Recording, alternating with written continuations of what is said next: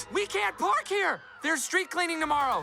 You've probably heard about the new show created by Justin Roiland involving aliens, time travel, and family relationships, but this time, we're talking about solar opposites and not Rick and Morty. This show is more than just a poor man's version of Rick and Morty, so let's take a closer look and find out why so many people are talking about it.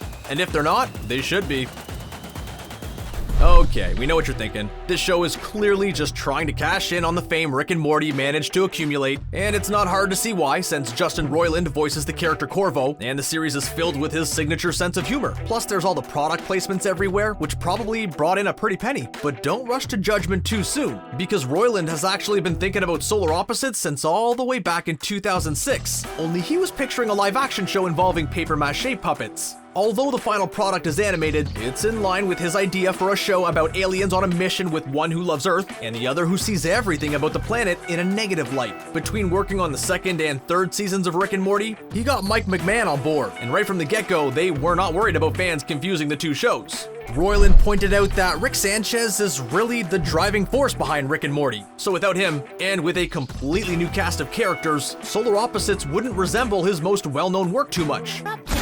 I thought I smelled the stench of lesser magicians. While Rick and Morty can often be seen somewhere between grim and downright depressing, Solar Opposites is much more lighthearted, at least most of the time. According to McMahan, Solar Opposites can get dark, but only because we're chasing joy all the time on it. So if you like the humor of Rick and Morty, but could use a break from being reminded that everything is pointless and nothing really matters, Solar Opposites is definitely a solid choice for a binge-watching session. And if you love Invader Zim, you might get some similar vibes from this show. If you've seen the trailer or tuned into the first episode, you might have noticed the show also has an awesomely talented cast of voice actors. The show tells the story of a group of aliens who ended up on Earth and are trying to fix their ship and leave before little pupa grows up and reforms the planet to be more habitable to their species, which means destroying everything currently living there. Frequently disgruntled and perpetually serious Corvo is voiced by Justin Roiland himself, while Zombieland double tap actor Tom Middleditch plays his much more cheerful sidekick Terry. Sean Giambrone has lent his voice to projects like The Secret Life of Pets 2, Ralph Breaks the Internet, and The Harley Quinn Show.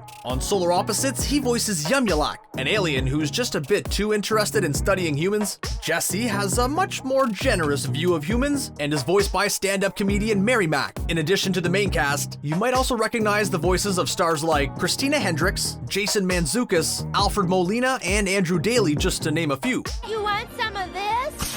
Obviously, there are a ton of fun, wacky, and wild situations these aliens can and do get into with their superior technology and lack of understanding about human culture. But really, one of the most compelling parts of the show is actually a C-plot involving Yumulak's collection of shrunken humans who live on the wall. Surviving almost solely on candy, these people live in a Mad Max-style world ruled over by the ruthless Duke. They're tiny people, but it's a big story. If you need proof that Solar Opposites is worth watching, just believe us when we say it convinces you to fall in love with a mouse over the course of a single episode. If you're a fan of Justin Roiland, then you probably know it's not unusual for his projects to be subjected to long hiatuses and never end up getting finished. So if you're worried about getting your heart broken by Solar Opposites, we have some good news. Instead of making us wait to find out if there will be a second season, Hulu has already renewed Solar Opposites. In fact, they did so before the first one even came out, by ordering a 2-season run back in August 2018. Although we don't know exactly when it will be released, executive producer Josh Bicel says the script is pretty much done already. Really, the only question we have right now is what will the second season be about? Some fans think it will focus on pupa, which makes sense considering the fact that it's a massive danger threatening the entire planet, even if it's a really cute one. While others hope we will get a return to the wall to check in on our tiny friends. Regardless of which direction the showrunners take it next, the first season of Solar Opposites is definitely worth a watch.